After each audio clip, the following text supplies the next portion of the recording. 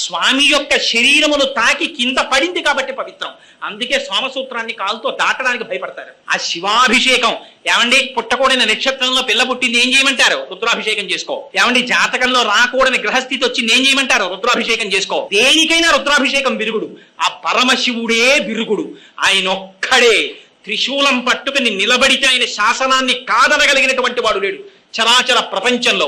శ్రీశైలే స్వర్ణశృంగే మణిగణ రచితే కల్పవృక్షాలి సీతే స్ఫీతే సవర్ణ రత్న స్ఫురిత నవగృహే దివ్యపీఠే శుభార్హే ఆసీన సోమచూఢ సకృణనయన సంగరస్మే రవక్ర శంభుశ్రీ భ్రమరీశ ప్రకటిత విభవో దేవతా సార్వభౌమ అంటారు. ఆయన దేవతలకందరికీ సార్వభౌముడు. ఆయన శాసనానికి ఎదురు లేదు. అటువంటి వాడు కనుక అలా గంగని విడిచిపెట్టాట.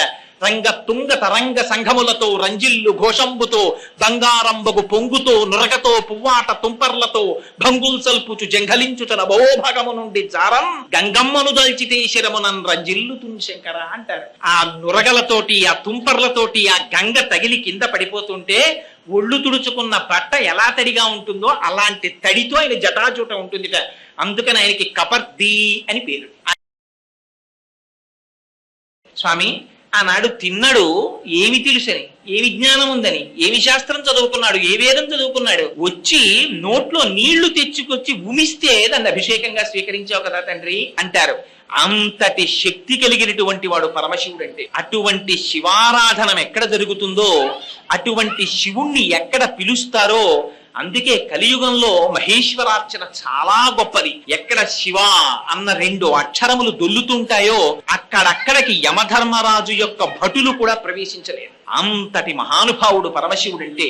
ఆయన చేసినటువంటి మహోత్కృష్టమైనటువంటి లీల ఆ గంగమ్మ తల్లిని తన శిరస్సునందు ధరించడం. అందుకే ఈయనకి గంగాధరుడు అని ఒక నామం. శంకరుడు చేసినటువంటి లీలలు అతిమానుషమైనటువంటి చేష్టితములు. అది ఎవ్వరూ ఊహించలేరు, చెయ్యలేరు. అదిగో ఆ గంగ ఎంత చిత్రమైనదంటే ఇప్పటికీ మనకి సంప్రదాయంలో ఒక రహస్యం ఉంది. మీరు పూజ చెయ్యాలి అని కూర్చున్నారు అనుకోండి, మీరు తెచ్చుకున్నటువంటి లౌకికమైనటువంటి జలముల చేత మీరు ఏ పూజ చెయ్యడానికి పనికిరాదు. అందుకని ఏం చేస్తారు, అక్కడ ఒక కలశ పాత్రని పెట్టి అందులోకి గంగే చ యమునే చైవ గోదావరి సరస్వతి నర్మదే సింధు కావేర్యౌ జలేస్మిన్ సన్నిధిం కురు అని అడుగుతారు. అందులో మొట్టమొదట గంగానది పేరు చెప్తారు. అమ్మా నువ్వు వచ్చి నీళ్లలో ప్రవేశించమ్మా అని ఒక పువ్వు పట్టుకుని తిప్పుతారు. దాని మీద చేతిని ఆచ్ఛాదిస్తారు. ఆ తర్వాత ఆ నీటిని తీసి ఏదో ఉమామహేశ్వర పూజార్థం దురితక్షయకారకాః కలశోదకేన దేవం ఆత్మానం పూజాద్రవ్యాణి చ సంప్రోక్ష్య అని ఆ నీళ్లు జల్లితే అప్పుడు పూజార్హత కలుగుతుంది. అంతటి శక్తివంతమైనటువంటి గంగానదిని మీరు తెచ్చుకున్న లౌకిక జలములలోకి ఆవాహన చేస్తే తప్ప ఆ నీటికి పవిత్రత ఏర్పడడం లేదంటే ఇంకా తనంత తానుగా గంగ ఎంత పరమ పవిత్రమైనటువంటిది. ఆ గంగకి పవిత్రత ఎక్కడి నుంచి వచ్చింది? అంత పవిత్రత. ఆ గంగని పరమశివుడు ఎందుకు ధరించవలసి వచ్చింది? ఆయనకి గంగాధర అన్న నామం ఎందుకు వచ్చింది? ఇవాళ ఈ గంగావతరణం అనేటటువంటి సన్నివేశాన్ని చెప్పించాలనేటటువంటి ప్రచోదనం వెనకాతల ఉన్నవాడు కూడా పరమశివుడు. ఎందుచేత నేను ఈ మాట అంటున్నానో తెలుసా అండి? ఏ మాట తగినంత ఆధారము లేకుండా నిష్కారణంగా నేను చెప్పను. మహాభారతంలో అనుశాసనిక పర్వంలో ఒక మాట ఉంది. గంగ అంటే ఏమిటండి అని అడగాలన్నా, గంగావతరణము యొక్క కథ వినాలన్నా, గంగావతరణము చెప్పాలన్నా, గంగను చూడాలన్నా, గంగలో మునక వెయ్యాలన్నా, గంగని త్రాగాలన్నా ఈ 6 పనులు చెయ్యడానికి పరమశివుని యొక్క అనుగ్రహము కుదిరితే తప్ప వాడు చెయ్యలేడు. ఎందుకని? గంగావతరణము యొక్క కథ విన్నంత మాత్రము చేత కొన్ని 100 జన్మముల క్రింద చేసినటువంటి పాపముల యొక్క సంచితము భస్మమైపోతుందని చెప్పారు. అంత పరమ పవిత్రం. శ్రీమద్ రామాయణం బాలకాండలో వాల్మీకి మహర్షి చెప్పుకున్నారు గంగావతరణ ఘట్టాన్ని. నిష్కారణంగా చెప్తారా? దాని వెనకాతల ఎంత పవిత్రత లేకపోతే ఈ కథ చెప్పారు. రాముడు 1కి 10 మార్లు అడిగి చెప్పించుకున్నాడు విశ్వామిత్రుడి చేత. విశ్వామిత్రుడు ముందు సంక్షిప్తంగా చెప్పాడు గంగావతరణాన్ని. ఒప్పుకోలేదు రామచంద్రమూర్తి. నాకు ఇంకా వినాలనుంది గురుదేవా, రిపథగగా అసలు ఆ గంగ ఎందుకు అవతరించింది నాకు చెప్పవలసింది అని గురువు యొక్క పాదములు పట్టి ప్రార్థిస్తే తన శిష్యుని యొక్క దైన్యమును చూసి ఉండలేక, ఆయన యొక్క ఆర్తిని చూసి చెప్పకుండా ఉండలేక, నిండిపోయినటువంటి బింది అంచుల నుండి నీరు కారిపోయినట్లు తాను అనుభవించినటువంటి భగవంతుని యొక్క వాత్సల్యాన్ని గుణాన్ని తనలో దాచుకోలేక విశ్వామిత్రుడి యొక్క నోటి నుండి వాక్కులై ప్రవహిస్తే వచ్చినటువంటి కథ గంగావతరణం. అంత పరమ పవిత్రమైనటువంటి గంగావతరణం గురించి ఒక మాట చెప్తారు. ఏమా మాట? భజగోవింద స్తోత్రంలో ఆనందగిరి ఒక శ్లోకం చెప్తారు. భగవద్గీత కించితి ధీత గంగాజలలవ కణికాపీత సకృతపేన మురారి సమర్చ క్రియతే తస్య యమేన నచర్చ. యమధర్మరాజుతో చర్చ ఉండదుట. ఏంటంటే యమధర్మరాజుతో చర్చ చేయడం ఎప్పుడైనా పిలిచామా డిస్కషన్స్ కి అంటే? ఉంటుంది చర్చ. ఎప్పుడు ఉంటుంది?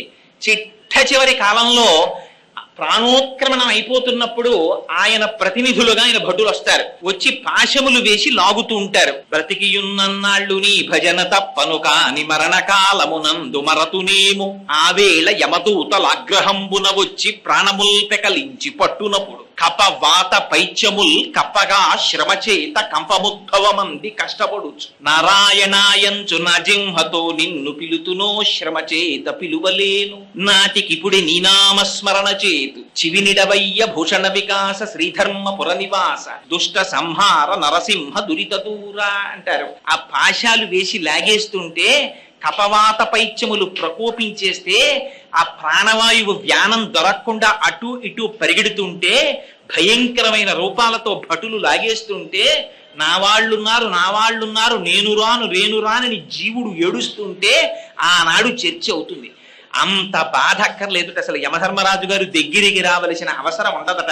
సాక్షాత్తుగా పార్వతీ పరమేశ్వరులు వచ్చి దర్శనమిచ్చి ఓం త్రయంబకం యజామహే సుగంధిం పుష్టివర్ధనం ఉర్వారుకమివ బంధనాన్ మృత్యోర్ముక్షీయమామృతాత్ అంటుంది మృత్యుంజయ మహామంత్రం. పండిపోయిన దోస పండు ముచికి నుంచి విడిపోయినంత తేలికగా పాంచభౌతికమైనటువంటి శరీరములోంచి ప్రాణము విడువడి పరమాత్మ యొక్క పాద సన్నిధానమును చేరుకునేటటువంటి అనాయాస మరణము లభించాలంటే ఎక్కడెక్కడ భగవద్గీతలోని ఒక్క శ్లోకమును అర్థము చేసుకుని చదివి అనుష్ఠానము చేసిన గంగాజలలవ కణికాపీత ఒక్క గంగ చుక్క నోటిలోకి స్వీకరించిన క్రియతే తస్య మురా ఒక్కసారి జీవితంలో మురారి అంటే మురా అంటే రాక్షసిని సంహరించినటువంటి శ్రీ మహావిష్ణువు యొక్క అర్చనము చేసిన క్రియతే తస్య యమేన నచర్చ. అటువంటి వారికి యమధర్మరాజుతో సంవాదం లేదుట. అందున పరమ పవిత్రమైనటువంటి కార్తీక మాసంలో అసుర సంధ్య వేళలో పరమశివుడు ఇటుపక్కన అటుపక్కన హనుమ వెనక సుబ్రహ్మణ్యుడు ఇంతమంది మహాభాగవతులు కూర్చున్నటువంటి పరమ పవిత్ర ప్రాంగణంలో గంగావతరణ కథాఘట్టాన్ని వినడం అంటే అది శివానుగ్రహం లేకుండా జరిగే విషయమా? చెప్పడం జరిగే విషయమా? అందున పవిత్ర వృక్షములు అని ఈ మధ్య తిరుమల తిరుపతి దేవస్థానం వాళ్ళు ఒక పుస్తకాన్ని రిలీజ్ చేశారు. ఇలా ఎక్కడైనా రావి చెట్టు వేప చెట్టు ఒకదాని పక్కన ఒకటి నిలబడితే వేప చెట్టు పురుష స్వరూపం, రావి చెట్టు స్త్రీ స్వరూపం. ఈ రెండింటి పక్క నుంచి వచ్చేటటువంటి గాలి చేత సంతానమును పొందడానికి ప్రతిబంధకమైనటువంటి రోగము లోపల ఉన్నట్టయితే అటువంటి రోగమును విరిచెయ్యగలిగినటువంటి ఓషధీతత్వం కలిగినటువంటి గాలి ఆ కొమ్మల నుంచి వస్తుంది. అందున క్రింద స్వామి సుబ్రహ్మణ్యుడుండగా పరమశివుడుండగా సాక్షాత్తుగా దేవతా వృక్షములు ఇక్కడ నిలబడి ఉండగా అందున పరమశివుడికి హరికేశాయోపవీతి నే పుష్టానాం పతయే నమో నమో అని పేరు. ఆయన ఆకుపచ్చటి ఆ చెట్లన్నీ ఆయన శిరోజములుగా ఉంటాయి. అటువంటి పరమ పవిత్ర ప్రాంగణంలో ఇవాళ గంగావతరణం అనేటటువంటి కథాఘట్టాన్ని చెప్పాలి అని మనం సంకల్పిస్తే అవుతుందా? శివానుగ్రహం ఉంటే ఆ స్వామి పలికించుగాక అని ప్రార్థన చేసి సరే ఇంతకన్నా ఇంట్రడక్షన్ లోకి వెళితే సమయం అంతా దానికే సరిపోతుంది కనుక ఆ గంగావతరణ ఘట్టాన్ని ప్రస్తావన చేసే ప్రయత్నాన్ని చేస్తాను. శ్రీమద్ రామాయణంలో బాలకాండలో రామచంద్రమూర్తి తాటకా సంహారం చేసిన తరువాత విశ్వామిత్ర మహర్షితో కలిసి బయలుదేరి వెడుతున్నప్పుడు శోణానదీ తీరంలో కూర్చున్నప్పుడు అడిగారు, అసలు ఈ గంగ ఎందుకు అవతరించింది? ఈ గంగ స్వర్గలోకం నుంచి భూమి మీదకి ఎందుకు పడింది? అలా పడినప్పుడు వచ్చినటువంటి అవరోధములు ఏమిటి? ఎందుకు రావలసి వచ్చింది? నాకు ఈ కథాఘట్టాన్ని వివరించవలసింది అని అడిగారు. విశ్వామిత్ర మహర్షి సంక్షిప్తంగా ఆ కథని వర్ణించారు. కానీ రామచంద్రమూర్తికి తెలుసుకోవాలనేటటువంటి కుతూహలము పరిపూర్ణముగా ఉన్నవారు కనుక నాకు దీని చేత తృప్తి లేదు. ఈ గంగని త్రిపథగా అని పిలుస్తారు. అంటే ఆకాశములో ప్రవహించినప్పుడు మందాకిని, భూమి మీద ప్రవహించినప్పుడు భాగీరథి, పాతాళంలో ప్రవహించినప్పుడు భోగవతి అని 3 పేర్లు. అందుకని త్రిపథగా అంటారు. దానికి ఆ పేరెందుకు వచ్చింది నాకు చెప్పవలసింది అని అడిగారు. అడిగితే విశ్వామిత్ర మహర్షి దాన్ని పూర్వోత్తర భాగముల కింద 2 కింద చెప్పారు. ఎంత చిత్రం అంటే అసలు ఇది చెప్పవలసినటువంటి సమయం ఆసన్నమైనప్పుడు విశ్వామిత్ర మహర్షి నోటి వెంట అనుకోకుండా పక్క సర్గంలో రెండు పరమాద్భుతమైనటువంటి విషయములు ప్రస్తావన చేయబడ్డాయి. ఒకటి ఖండోత్పత్తి, సుబ్రహ్మణ్యేశ్వర స్వామి వారు ఎలా జన్మించారనేటటువంటి రహస్యాన్ని ముందు సర్గాల్లో చెప్పారు. ఎందుకని హిమవంతుడనేటటువంటి పర్వతరాజుకి మేరువు యొక్క కుమార్తె అయినటువంటి మనోరమ భార్య. ఆ భార్యాభర్తలిద్దరికీ కూడా ఇద్దరు కుమార్తెలు. పెద్ద కుమార్తె పేరు గంగ, రెండవ కుమార్తె పేరు ఉమ. రెండవ కుమార్తె అయినటువంటి ఉమ పరమశివుని గురించి ఘోరమైనటువంటి తపస్సు చేసి అపర్ణయై స్వామికి భార్య అయింది. అందుకని పార్వతీ పరమేశ్వరులు అయ్యారు వాళ్ళిద్దరు. పెద్ద కుమార్తె అయినటువంటి గంగ దేవతలు వచ్చి ప్రార్థన చేశారు హిమవంతుణ్ణి, మాకు దేవతా కార్య నిమిత్తమై ఈ గంగ మాకు కావలసినటువంటి అవసరం వచ్చింది, అందుకని మాతో పంపించమని. హిమవంతుడు అంగీకరించాడు. ఆనాడు గంగని దేవలోకానికి తీసుకుని వెళ్లారు దేవతలందరూ. అందుకని దేవలోకంలో ప్రవహిస్తుండేది గంగ. భూమి మీద కాని రసాతలంలో కాని అప్పటికి గంగా నది లేదు. అటువంటి పరిస్థితులలో ఒక విచిత్రమైనటువంటి సమయం ఆసన్నమైంది. అందులో అయోధ్య నగరాన్ని సగరుడనేటటువంటి ఒక మహారాజు పరిపాలిస్తుండేవారు. ఆయన పేరే సగరుడు. గరం అంటే విషం, విషము లోపల ఉన్నవాడు కాబట్టి సగరుడని పేరు. అదేంటంటే విషం లోపల ఎందుకుంది అంటే ఆ వంశంలో ఒక విచిత్రమైనటువంటి విషయం జరిగింది. అసితుడు అని సగరుని యొక్క తండ్రి, ఆయన హిమాలయ పర్వత ప్రాంతములలో కూర్చుని భృగు మహర్షి యొక్క ఆ ప్రశ్రవణం మీద కూర్చుని తపస్సు చేసుకుంటున్నటువంటి సమయంలో రాజు యొక్క ఇద్దరు భార్యలు గర్భవతులయ్యారు. కానీ పెద్ద భార్య రెండవ భార్యకి కుమారుడు జన్మించకూడదనేటటువంటి ఆక్రోశంతో విషాన్ని పెట్టింది. ఈ విషయం తెలియనటువంటి ఈ రెండవ భార్య వెళ్లి భృగు మహర్షి యొక్క పాదముల మీద పడి వేడుకుంది. భృగు మహర్షి త్రికాలవేది కనుక ఆమె కడుపులో పెరుగుతున్నటువంటి పిండములు సంహరించడానికి విషప్రయోగము జరిగిందని గుర్తించి అమ్మాయికి అపారవంతమైన తేజోవంతుడు కీర్తివంతుడు అయినటువంటి కుమారుడు జన్మిస్తాడు, కానీ విషముతో జన్మిస్తాడు కాబట్టి గరముతో కూడినవాడు కనుక సగరుడవుతాడని పేరు పెట్టారు. అదిగో ఆ సగరుడు అయోధ్య నగరాన్ని పరిపాలిస్తున్నాడు. ఆయనకి ఇద్దరు భార్యలు. మొదటి భార్య పేరు కేశిని. ఆవిడ గొప్ప ధర్మశాస్త్రం తెలుసున్నటువంటి వ్యక్తి, మహాపతివ్రత, సాధ్వి. రెండవ భార్య పేరు సుమతి. ఈవిడ గరుత్మంతుని యొక్క సోదరి అంటారు. ఈ ఇద్దరు భార్యలలో రెండవ భార్య అయినటువంటి సుమతి అపారమైనటువంటి సౌందర్య రాశి. చాలా జాగ్రత్తగా కథాగమనాన్ని మనం అర్థం చేసుకోవాలి. పెద్ద భార్య ధర్మశాస్త్రమునందు ప్రవీణురాలు, గొప్ప ప్రవర్తన కలిగినది. రెండవ భార్య సౌందర్య రాశి. ఒకరు ధర్మమునకు పెద్దపీట, ఒకరు బాహ్య సౌందర్యమునకు పెద్దపీట. ఇద్దరు రాజుకి భార్యలు. కానీ అసలు భార్యని స్వీకరించడం అనేటటువంటిది శాస్త్రంలో దేనికి అంటే పుత్ర సంతానమును పొందుట కొరకు. అందుకని సచేల స్నానం చేస్తాడు. రఘువంశంలో కాళిదాస మహాకవి చెప్తారు, రఘుమహారాజు గారు భార్యతో కలిసి ఎందుకు జీవితం చేశారు అంటే కుమారుణ్ణి పొందుట కొరకు అన్నారు. అందుకని అటువంటి పుత్ర సంతానమును పొందుట కొరకు ఇద్దరు భార్యలను స్వీకరించినప్పటికీ కూడా సగర చక్రవర్తికి సంతానం కలగలేదు. కొంతకాలం యవ్వనం గడుస్తున్నంతసేపు భార్యలతోడి వ్యామోహముతో కూడిన జీవితము జరిగిపోతుంది. కానీ కొంతకాలము గడిచిన తరువాత అదే కాలము మార్పు తీసుకొస్తుంది. అందుకే వ్యాస భగవానుడు దేవీ భాగవతంలో అంటాడు, కాలోహి బలవాన్ కర్త సతతం సుఖదుఃఖయోహో నరాణాం పరతంత్రాణం పుణ్య పాపానుయోగత. కాలం చాలా బలవత్తరమైనటువంటిది. అదే పుణ్యపాపాలకు ఫలితాన్ని ఇస్తుంది. ఇవాళ సంతోషంగా ఉంటుంది, వేరొక రోజున ఇవాళ చాలా సంతోషంగా ఉంటుందని నిద్రలేస్తాడు, చాలా దుఃఖంతో నడుస్తుంది. ఈవిడ ఎలా ఎందుకు నడుస్తుంది? నరాణాం పరతంత్రాణం, మనం చెయ్యగలిగినది ఏం లేదు. కాలోహి బలవాన్ కర్త, కాలం నడిపిస్తుంది. ఆ కాలచక్ర పరిభ్రమణంలో సగర చక్రవర్తికి ఆర్తి కలిగింది. అయ్యో నాకు బిడ్డలు కలగలేదు, నా వంశం నిలబట్టం లేదు, రాజ్యాన్ని నా తదనంతరం పరిపాలన చేసేవాడు ఎవరు అని. ఆనాడు ఏదైనా ఇబ్బంది వస్తే వెంటనే రాజులు చేసినటువంటి పని పరమేశ్వరుని యొక్క పాదములు పట్టుకునేవారు, పెద్దలైనటువంటి మహర్షుల యొక్క పాదములు పట్టి పూజ చేసేవారు. అందుకని వెంటనే హిమవత్ పర్వతానికి చేరుకున్నాడు. అక్కడ భృగు ప్రశ్రవణము అనేటటువంటి ఒక పర్వతం మీద కూర్చుని అపారమైనటువంటి తపస్సు చేశాడు 100 సంవత్సరములు. భృగు మహర్షి గొప్ప ధర్మవేత్త, ఆయన ప్రీతి చెందారు. ప్రీతి చెంది మహారాజు గారి దగ్గరికి వచ్చి అడిగారు, సగరా నీకు అపారమైనటువంటి తేజస్సు కీర్తి కలగాలని ఆశీర్వచనం చేస్తున్నాను. దీనితో పాటుగా నీ ఇరువురు భార్యలలో ఒకరికి వంశకరుడైన కుమారుడు జన్మిస్తాడు. ఆ మాటలు చూడండి ఎలా ప్రయోగిస్తారో. ఒకరికి వంశకరుడైన కుమారుడు. వంశకరుడంటే వాడి వలన వంశము వంశము వంశము వంశము నడుస్తుంది అలా ముందుకి. కొడుకులు కొడుకులకి కొడుకులు కొడుకులకి కొడుకులు మనవలు మనవలకి మునిమనవలు అలా నడుస్తూ వెడుతుంటుంది. అది చూడాలి తండ్రి. అలా ఎంత మందిని చూస్తే అది మహదైశ్వర్యం. తండ్రికి మహదైశ్వర్యం ఏది అంటే తన వంశము యొక్క ఉన్నతిని తాను చూసుకోవడం. అందుకని నీకు వంశకరుడైనటువంటి కుమారుడు ఒక భార్యకి జన్మిస్తాడు. మహోత్సాహవంతులైనటువంటి 60,000 మంది కుమారులు ఒక భార్యకి జన్మిస్తారు అంతే చెప్పాడు భృగువు. కానీ ఆర్తి పెరిగిపోయింది ఇద్దరు భార్యలకి. ఎవరికి 60,000 మంది కుమారులు పుడతారు, ఎవరికి వంశకరుడైన కుమారుడు పుడతారని ఇద్దరు గభాలన లేచి అడిగారు భృగువుని, మహానుభావ మాలో ఎవరికి వంశకరుడైన కుమారుడు జన్మిస్తాడు, ఎవరికి 60,000 మంది సంతానం జన్మిస్తారు? ఆయన ధర్మవేత్త, ఆయన ఎందుకు నిర్ణయం చెయ్యాలి?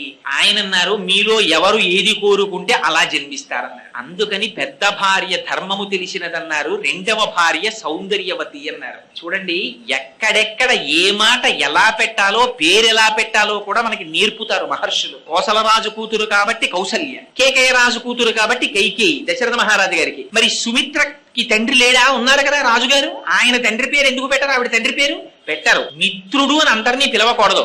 ఏమండి వీరు మా మిత్రులండి అనకూడదు, ఎవరిని పడితే వారిని. వీరు మా స్నేహితులండి అని చెప్పాలి. మిత్రుడు అని చాలా తక్కువ మందిని చెప్పాలి. ఎవరు మిత్రుడు?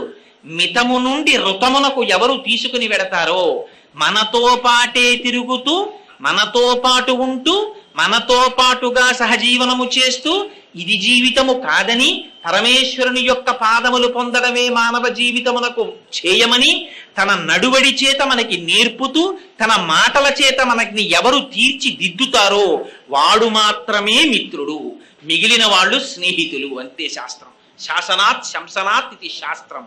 దానికేం భయం లేదు, ఉన్నదున్నట్టు కుండ బదలగొట్టినట్టు చెప్పేస్తుంది.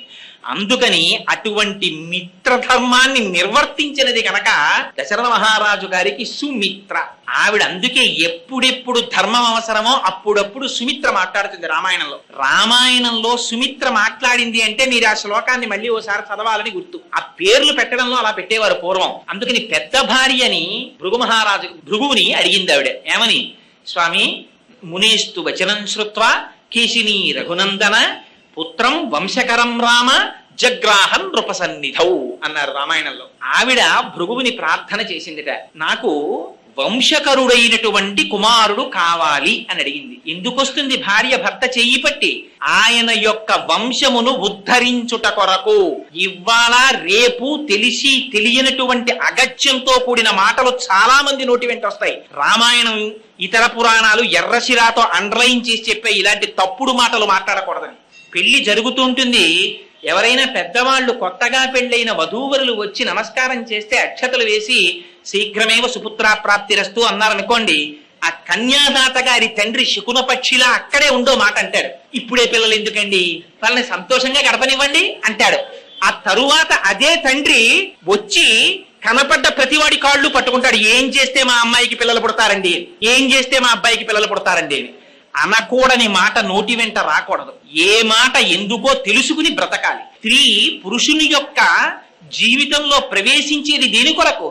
వంశాన్ని మార్చుకుని, ఇంటి పేరు మార్చుకుని, గోత్రాన్ని మార్చుకుని, వేరొక పురుషుడి చెయ్యి పట్టుకుని ఆ ఇంటికి ఎందుకు ఎడుతోంది? ఆ వంశాన్ని ఉద్ధరించుట కొరకు.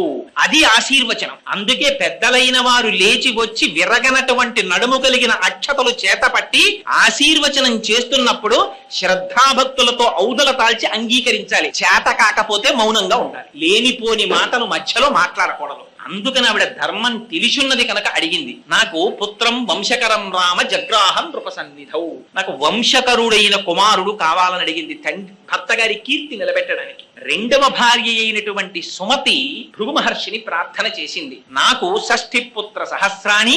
ఎటువంటి పుత్రులు కావాలి? 60,000 మంది పిల్లలు కావాలి నాకు. వాళ్ళు ఎటువంటి వాళ్ళు? మహోత్సాహం కీర్తిమతో జగ్రాహ సుమతి సుతాం. 60,000 మంది మహా ఉత్సాహవంతులైనటువంటి కొడుకులు కావాలని. ఇవన్నీ నేను ఇంకా లోపలికి వ్యాఖ్యానం చేస్తే కొందరి మనస్సులు బాధపడతాయి. అందుకని నేను చెప్పట్లేదు కానండి, కొంచెం జాగ్రత్తగా అర్థం చేసుకోవాలి ఆ శ్లోకాన్ని. మహోత్సాహులైన పిల్లలు 60,000 మంది కావాలి. అలాగేనన్నారు మహర్షి. విడతీశారు, సంతానం అంటే ఎలా ఉంటుందో చూపించారు. ఇంటికి వెళ్ళిపోయారు రాజ్యానికి. చాలా సంతోషంగా ఉన్నాడు సగరుడు. భార్యలిద్దరూ గర్భాన్ని దాల్చారు. పెద్ద భార్య అయినటువంటి కేశినికి ఒక కుమారుడు జన్మించాడు. ఆయనని అసమంజసుడు అని పేరెట్టారు. ఆ పేరు చూడండి, అసమంజసంగా ఉందండి మీరు చెప్పింది అంటాం. ఆయన పేరు అసమంజసుడు. రెండవ భార్య అయినటువంటి సుమతికి ఒక మాంసఖండం పుట్టింది. దాంట్లో 60,000 మంది చిన్న చిన్న పిల్లలు వచ్చారు. అందులోంచి ఋషి వాక్యం ఎక్కడికి పోతుంది? దీక్ష తీసుకున్నవాడు, నిత్య తపస్వి, ఎల్లకాలముల యందు మంత్రార్థమును లోపల తిప్పుతూ ఉండేటటువంటి స్వభావం ఉన్నవాడు, త్రికాల సంధ్యావేది, వేదం చదువుకున్నవాడు, నిరంతరం వేదాన్ని పలుకుతూ ఉండేవాడు.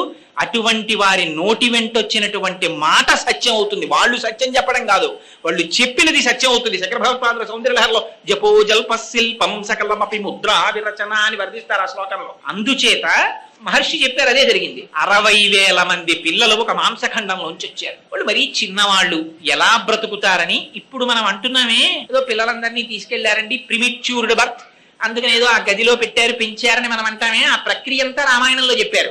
ఈ 60,000 మంది పిల్లల్ని తీసుకెళ్లి నీటి భాండములలో పెట్టారు. పెట్టి ఆ పిల్లల్ని పెంచారు, దాదులు పెంచితే 60,000 మంది పెద్దవాళ్ళు అయ్యారు. ఇటు అసమంజసుడు పెద్దవాడయ్యాడు. ఈ 60,000 మంది పిల్లలు మహోత్సాహులయ్యారు. వాళ్ళకి ఏమిటి? అన్నింటికీ ఉత్సాహమే. ఇది చెయ్యడమా చేయకపోవడమా వివేకం కాదు. ఇలా అనేటప్పటికీ ఉత్సాహం అంతే, చేసేయడమే. ప్రతిదానికి ఉద్రేకమే, అటువంటి స్వభావం. దాంతో వీళ్ళు మహోత్సాహం కీర్తిమతో జగ్రాహ సుమతి సుతాం, అటువంటి పిల్లలు పుట్టారు. అందుకని ఇటు పక్క అసమంజసుడు పెద్దవాడయ్యాడు. పేరే అసమంజసుడు కదండి, ఆయనకి యోగ దృష్టి ఉంది. తర్వాత చెప్తారు రామాయణంలో దాన్ని. ఆ అసమంజసుడికి ఒక విచిత్రమైన లక్షణం ఉండేది. పిల్లలందరినీ పిలిచేవాడు రాజ్యంలో ఉన్న వాళ్ళని. ఒరే రండిరా, మనందరం సరయూ నది ఒడ్డుకెళ్ళి ఆడుకుందాం అనేవాడు. ఆ పిల్లలందరూ పాపం ఈ అసమంజసుడి వెనకాతల వెళ్ళేవారు. విడితే ఈ పిల్లలందరినీ ఆ నదిలో తోసేసి వాళ్ళ మీదకి ఎక్కి తొక్కి చంపేసేవాడు. వాళ్ళు ఊపిరి ఆడక చచ్చిపోయేవారు. సంతోషపడిపోయి ఇంటికి వచ్చేసేవాడు. ఇది చూశారు చాలా కాలం ప్రజలు. వెళ్ళి రాజుగారికి చెప్పారు, అయ్యా మీ కుమారుడు చేసినటువంటి అకృత్యము వలన మా పిల్లలు ఎందరో సరయూ నదిలో మరణిస్తున్నారు. ఇది సగర చక్రవర్తి అంటే. లేకపోతే మహర్షుల చేత చెప్పబడవు ఆ చరిత్రలు. ఇతరులకి ఎటువంటి శిక్షో తన కుమారుడికి అటువంటి శిక్ష. అట్లా రాజ్యములో ఉండేటటువంటి ప్రజలకి ఉపద్రవాన్ని తీసుకొస్తూ ప్రవర్తిస్తున్నాడు కనుక ఏవం పాప సమాచార సజ్జన ప్రతిపాదక పౌరాణామహితో ముక్తో పుత్రో నిర్వాసిత పురాన్ అన్నారు. వెంటనే రాజ్య బహిష్కారం విధించాడు సగరుడు. నువ్వు రాజ్యంలోంచి వెళ్ళిపో అరణ్యాల కన్నాడు. వెళ్ళిపోయాడు అసమంజసు. ఆయనకొక కుమారుడు ఉన్నాడు, వంశకరుణ్ణి కదండి కోరుకుంది మరి. అందుకని అంశుమంతుడు, ఆ అసమంజసుని యొక్క కుమారుడి పేరు అంశుమంతుడు. ఆ అంశుమంతుడు మాత్రం సగర చక్రవర్తి దగ్గర ఉండిపోయాడు. అసమంజసుడు అరణ్యములకు వెళ్ళిపోయాడు. చాలా కాలం అయిపోయింది, పెద్దవాడైపోయాడు సగర చక్రవర్తి. ఆయనకి అశ్వమేధ యాగం చెయ్యాలనిపించి, ఏదైనా చెయ్యాలి అని అనిపించగానే ఎక్కడ పడితే అక్కడ చేసేయకూడదు. అందుకే మనకి శాస్త్రం జాగ్రత్తగా చెప్తుంది. వాడు చేసేది పొద్దున్నే పూజకు కూర్చుంటాడు, వాడింట్లోనేగా రోజు చేస్తున్నది కాదేంటి, కుదరదు. అపవిత్ర పవిత్రో వా సర్వావస్థ అంగతోపి వా యస్మరేత్ పుండరీకాక్షం సబాహ్యాభ్యంతర శుచి. నీళ్లు తీసి చల్లుకోవాల్సిందే. అయ్యా లోపల బయట అంతా శుచియగుగాక. అదేంటండి మా ఆవిడ తుడిచింది కదా గది, కుదరదు. అశౌచం ఉంది, దాన్ని నువ్వు మంత్రంతో మాత్రమే విరవగలవు. మా ఇంట్లో భూతాలు ప్రేతాలు రావండి, హనుమవి పెద్ద పెద్ద విగ్రహాలు పెట్టాం, కుదరదు. ఉత్తిష్టంతో భూత పిశాచాః ఏతే భూమి భారకాః చెప్పవలసిందే, దాంతో పాటు వస్తాయి. అందుకని శాస్త్రం అలాగే మాట్లాడింది. అందుచేత వంశకరుడైనటువంటి కొడుకు కనుక అంశుమంతుడు ఉన్నాడు. ఆ అంశుమంతుడితో అశ్వమేధ యాగం చేయాలంటే ఎక్కడ చెయ్యాలని ఆలోచించాడు. ఎక్కడ పడితే ఎక్కడ, ఏది పడితే అది చెయ్యడం కుదరదు. అందుకని అవతల హిమవత్ పర్వతానికి ఇవతల వింధ్య పర్వతానికి మధ్యలో ఉన్న ప్రదేశాన్ని ఆర్యావర్తము అంటారు. అది యజ్ఞభూమి, పరమ పవిత్రమైనటువంటి భూమి. జటావల్లభుల పురుషోత్తం గారు మహానుభావుడు వ్యాఖ్యానం చేశారు ధర్మమంజరిలో. నిజంగా అసలు భారతదేశంలో ఇటువంటి యజ్ఞభూమిలో పుట్టడమే మన అదృష్టం అన్నారు. అందుకని ఇది యజ్ఞభూమి కనుక సగర చక్రవర్తి ఆ ఆర్యావర్తంలో అశ్వమేధ యాగం చెయ్యాలని తలపెట్టాడు. దీక్షితుడై రాజు కూర్చున్నాడు. గుర్రాన్ని విడిచిపెట్టారు. దానికి 60,000 మంది కుమారులు సగరుల్ని పిలిచాడు సగర చక్రవర్తి. మీరు 60,000 మంది ఉన్నారు, మీరందరూ కలిసి ఒక పని చెయ్యండి. ఇంద్రుడు ఎక్కడో దాచుంటాడు భూమి మీద. 60,000 యోజనముల విస్తీర్ణము కలిగినటువంటి ఈ భూమండలాంతంతటినీ కూడా మీరు ఒక్కొక్కరు ఒక్కొక్క యోజనం చొప్పున వెతికేయండి. ఎలా వెతికేస్తారో తెలుసా? యోజనాయామ విస్తారమేకైకోధరణీతలం వివిధ పురుష వ్యాఘ్ర వజ్రస్పర్శ సమైర్ణఖైహి అన్నాడు. అలా ఇలా వెతకడం కాదు, మీ గోళ్లు వజ్రాల్లో ఉంటాయి. ఒక్కొక్క యోజనం భూమిని మట్టినంతటినీ పెళ్లగించేయండి. నాగళ్లు పెట్టి తవ్వేయండి, గుణపాలు పెట్టి చీల్చేయండి. ఎక్కడ దాచాడో వెతికి గుర్రాన్ని పట్టండి. మొత్తం భూమండలం వెతికేయండి, బయలుదేరండి అన్నాడు. 60,000 మంది బయలుదేరారు తండ్రి శాసనానికి. యోజనాయామ విస్తారమేకైకో ధరణీతలం, భూమినంతటినీ చీల్చేస్తున్నారు, గుణపాలు పెట్టి తవ్వేస్తున్నారు, గోళ్లతో విచ్చేస్తున్నారు. ఇది చూశారట దేవతలు. చూసి దేవతలందరూ పరుగున బ్రహ్మగారి దగ్గరికి వెళ్ళారట. ఎందుకంటే వాళ్ళు అలా చేస్తే వీళ్ళు వెళ్ళడం ఎందుకు అంటే, మనం చాలా జాగ్రత్తగా గుర్తు పెట్టుకోవాలి ఈ రహస్యాలు. కొందరికి ఒక అలవాటు ఉంటుంది, వాడు ఉట్టినే కూర్చుంటాడు, తృణములను గిల్లేస్తుంటాడు.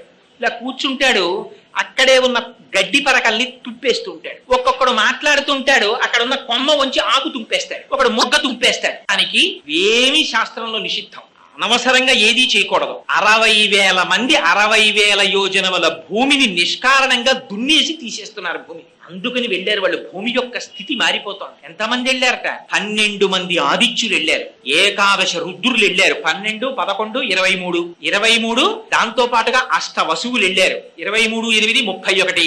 2 అశ్వినీ దేవతలు వెళ్ళారు. 33. ఆ 33 కోట్ల దేవతలు. అంటే మొత్తం దేవతాగణాలన్నీ వెళ్ళాయి. ఇది మనం చాలా జాగ్రత్తగా జ్ఞాపకం పెట్టుకోవలసిన మాట. ఎందుకంటే ఇంతలా రాయడం అసలు అంటే, పోతన గారు భాగవతంలో మాట అంటారు, పరహితము చేయునెవ్వడు పరమహితుండగును భూత పంచకమునకున్ పరహితమే పరమధర్మము పరహితునకు నెదురు లేదు పర్వేందుముఖి. పంచభూతముల చేత మనం బ్రతుకుతూ ఉంటాం. అటువంటి పంచభూతములను నిష్కారణముగా ఎవడు హింసిస్తాడో వాడు కూడా ఆ పంచభూతముల చేతనే బాధింపబడతాడు. పొద్దున్నే ప్యాసింజర్ ఎక్కుతారు, చల్లటి గాలేస్తుంటుంది. ఇలా కిటికీ అద్దం విప్పి, అమ్మయ్య ఇంత సస్యకేదారాల సరసగాంధారాలు అని దాని మించొచ్చే గాలి పీలుస్తూ వెడుతుంటే గభాల్న నోట్లో పెట్టుకుని శ్వేతకాష్ఠాన్ని వెలిగిస్తాడు ఒకడు. అంతే, దాంట్లోంచి ఎక్కడ లేని పొగ. నువ్వు అన్నం తిన్నావా అని అడగడు ఎదురువాడిని, నువ్వు మంచినీళ్లు తాగావా అని అడగడు, నువ్వు కాఫీ తాగావా అని అడగడు. ఇక్కడ మాత్రం పంక్తి లోపం ఉండదు, పెట్టె తీసి చేతి ముందు ఎడతాడు. వాడు కూడా నియమభేదం లేకుండా గబగబా వాడు కాలుస్తాడు. కానీ నీ వెనక కూర్చున్నవాడి పరిస్థితి, పసిపిల్లలు ఉన్నారు, తల్లులు ఉన్నారు, ఆడవాళ్ళు ఉన్నారు, పొద్దున్నే కడుపులో తిప్పితే బాధపడేవాడు ఉన్నాడు. నీ నోట్లోకి పీల్చి నువ్వు వదిలిన ఎంగిలి గాలి వాడు పీల్చాలా? నీకు వాకాటి పాండురంగారావు గారికి విశాఖపట్నం పోర్ట్ ట్రస్ట్ కారు ఇస్తే deputy director information public relations గా ఉండగా, నా సాటి భారతీయుడు రోడ్డు మీద వెడుతూ ఉండగా నేను కారులో కూర్చుని దాంట్లో ఉన్నటువంటి పెట్రోల్ ని పొగగా మార్చి వాడి నాసాపుటముల మీదకి పొగని జిమ్మేటటువంటి అధికారం నాకు ఎవడిచ్చాడు? నేను నడిచొస్తాను, నాకు కారక్కర్లేదన్నారు. అటువంటి మహాపురుషులు నడిచిన గడ్డ ఇది. అంచాగే నైకే అమృతత్వ మానసు. నిష్కారణంగా దేని జోలికి వెళ్ళకూడదు. అందుకని దేవతలు పరిగెత్తారు బ్రహ్మగారి దగ్గరికి. ఏమి ఇలా చేస్తున్నారు వీళ్ళందరని అడిగారు. అడిగితే ఆయన అన్నాడు, కాపిలం రూపమాస్థాయ ధారయత్యరిషం ధరాం తస్య కోపాగ్నినా దగ్ధ ఈ సగరాత్మజాహ. మీరేం బెంగ పెట్టుకోకండాయా, ఇదిగో చూశారా, కపిల మహర్షి రూపంలో ఇవాళ ఈ భూమండలాన్నంతటినీ కూడా వాసుదేవుడు కాపాడుతున్నాడు. ఆయన తపిస్తున్నాడు ఇప్పుడు పాతాళ లోకంలో. ఇలాంటి దుష్కృత్యములు చేసినటువంటి వారి పట్ల పరమాత్మ యొక్క ఆగ్రహము ఏదో ఒకనాడు ప్రసరిస్తుంది. ఆ ప్రసరించిన నాడు భస్మరాశి కృతా సర్వే, వాళ్ళందరూ కూడా బూడిద రాసులైపోతారు. అటువంటి చేటుకాలం దాపురిస్తుంది. వాళ్ళు అల్పాయుర్దాయము కలిగిన వారు నిష్కారణముగా పంచభూతముల జోలికి వెళ్ళారు కాబట్టి వాళ్ళ ఆయుర్దాయం క్షీణించిపోతోంది. విధి అలా నిర్ణయించింది. అందుకని మీరు బెంగ పెట్టుకోకండి, వెళ్ళిపోండి అన్నాడు. వెళ్ళిపోయారు దేవతలందరూ. వీళ్ళు భూమినంతటినీ దున్నేశారు.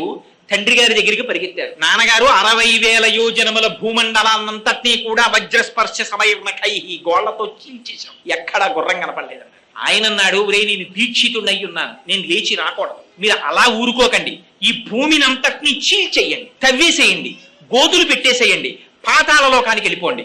ఆ రసాతలంలో ఎక్కడో దాచి ఉంచాడు ఇంద్రుడు ఈ గుర్రాన్ని, అక్కడి నుంచి తీసుకురండి అన్నాడు. అలాగేనన్నారు. మళ్ళీ బయలుదేరారు.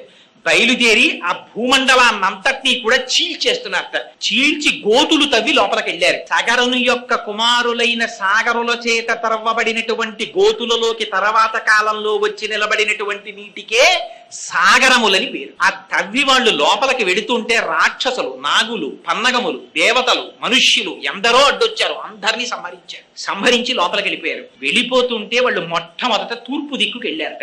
తూర్పు దిక్కుకి వెళ్ళేసరికి అక్కడ విరూపాక్షం అని ఒక బ్రహ్మాండమైనటువంటి ఏనుగు కనపడింది. ఆ విరూపాక్షం అనేటటువంటి ఏనుగు ధారయంతం మహీతలం, అది తన కుంభస్థలం మీద పెట్టుకుని తూర్పు దిక్కునున్నటువంటి భూమిని అంతటి మోస్తుంటుంది.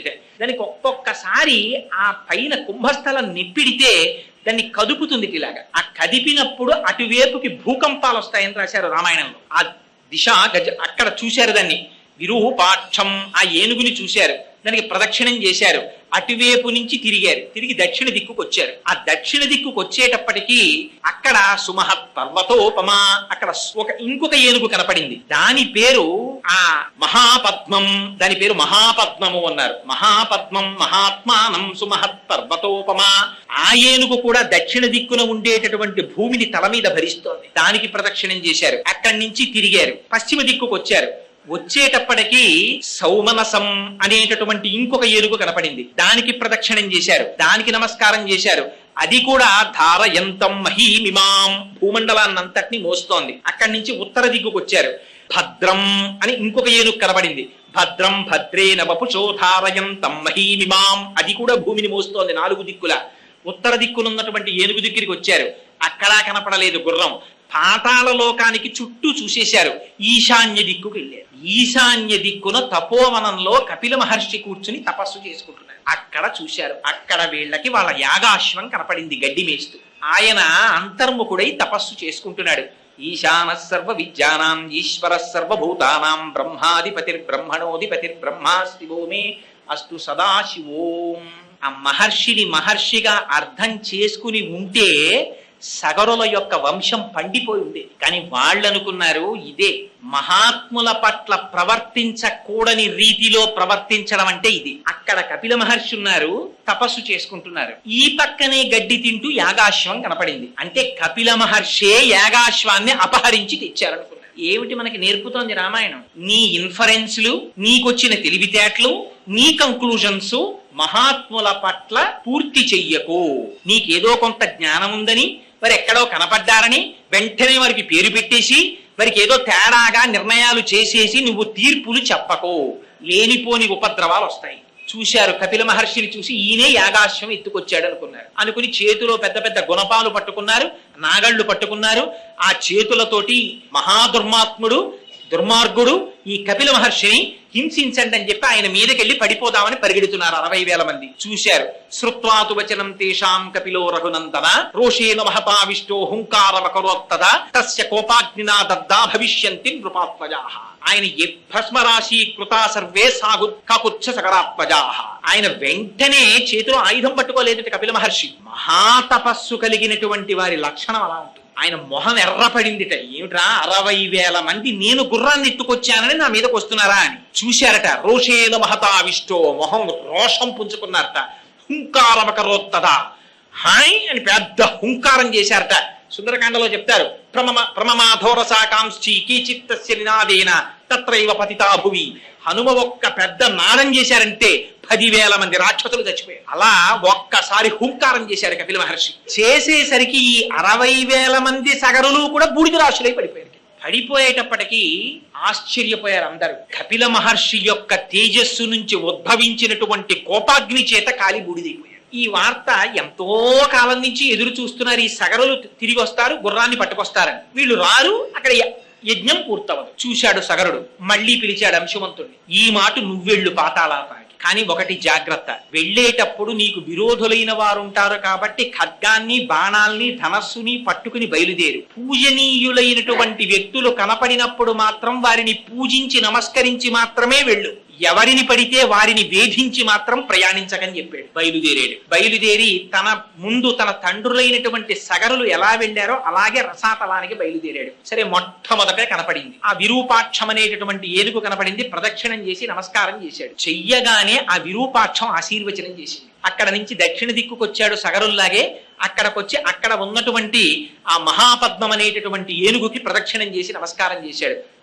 అదే ఆశీర్వచనం చేసింది. ఆ తర్వాత మిగిలిన ఏనుగులకి నమస్కారం చేశాడు. ఈశాన్య దిక్కుకు వెళ్ళాడు. కపిల మహర్షి ఆశ్రమం కనపడింది, గుర్రం కనపడింది. వెంటనే ఒక నమస్కారం చేశాడు. చేసి ఆ గుర్రాన్ని తీసుకొద్దామని దగ్గరికి వెళ్ళాడు. 60,000 మంది యొక్క భస్మరాశులు కనపడ్డాయి. వల ఏడిచాడు. అయ్యయ్యో, నా తండ్రులు 60,000 మంది బూడిదైపోయారు. వీళ్ళకి ఉత్తరగతులు లేవు. ఎందుకని? క్రోధాగ్ని చేత సంహరింపబడ్డారు. అందుకని ఊర్ధ్వలోకాలు లేవు, ఇటు అధోలోకాలు లేవు. ఆ మధ్యలో అంతరిక్షంలో ఎక్కడో వేలాడుతుంటారు. వీళ్ళకి ఉత్తమ గతులు కల్పించాలి. ఎందుకు ఈ మాట? రామాయణంలో కొన్ని తరాల వరకు తప్పించారు దీనికోసం. ఎందుకో తెలుసా అండి? కొడుకై పుట్టినటువంటి వాడి లక్షణము తండ్రి గారి దగ్గర డబ్బట్టుకుపోవడం, తండ్రి గారి ఆస్తి పంచుకోవడం కాదు. మరి ఏమిటి కొడుకు యొక్క లక్షణము? తండ్రికి ఉత్తమ గతులు కల్పించుట. తన కొడుకై పుట్టినందుకు. అందుకని కొడుకు, అటువంటి వాడికే పుత్రుడని పేరు. అందుకని చూశాడు, అయ్యో మా తండ్రులకు నేను ఎలా ఉత్తమ గతులు కల్పిస్తానని బాధపడ్డాడు. అని గబగబా వెళ్ళి అక్కడ నీళ్లు కనపడలేదు, తర్పణలు ఇవ్వాలి. పరిగెత్తుకెళ్ళి నీళ్లు తెద్దామని వెడుతున్నాడు. అక్కడి నుంచి వెంటనే ఒక్కసారి మేనమామ గారైనటువంటి గరుత్మంతుడు మాట్లాడాడు కనపడి. అయ్యో నాయనా, వీళ్ళు మరణించినటువంటిది సామాన్యమైనటువంటి దోషం చేత మరణించలేదు, మహానుభావుడైన కపిల మహర్షి యొక్క ఆగ్రహం చేత మరణించారు. వీళ్ళకి సామాన్య జలాలతో తర్పణ కుదరదు. హిమవంతుని యొక్క పెద్ద కుమార్తె అయిన గంగమ్మ తల్లిని తీసుకొచ్చి ఆ గంగా జలాలతో వీళ్ళకి తర్పణ ఇవ్వాలి. ఆ గంగ వీళ్ళ భస్మరాశుల మించి ప్రవహించాలి. అప్పుడు వీళ్ళకి ఉత్తమ గతులు వస్తాయి. అప్పటి వరకు రావన్నాడు. చూశాడు, విన్నాడు. ఒక్క సుపర్ణ వచనం శ్రుత్వా సోంశుమాన్ అతివీర్యవాన్ త్వరితం హయమాధాయ పునరాయాన్ మహాయశాహ అన్నారు. ఆ గుర్రాన్ని తీసుకుని బాధపడుతూ వచ్చి సగర చక్రవర్తికి వార్త చెప్పి యజ్ఞాన్ని పూర్తి చేశాడు. సగర చక్రవర్తి విశ్వ ప్రయత్నం చేశారు తన కుమారులకి ఉత్తమ గతులు కల్పిద్దామని.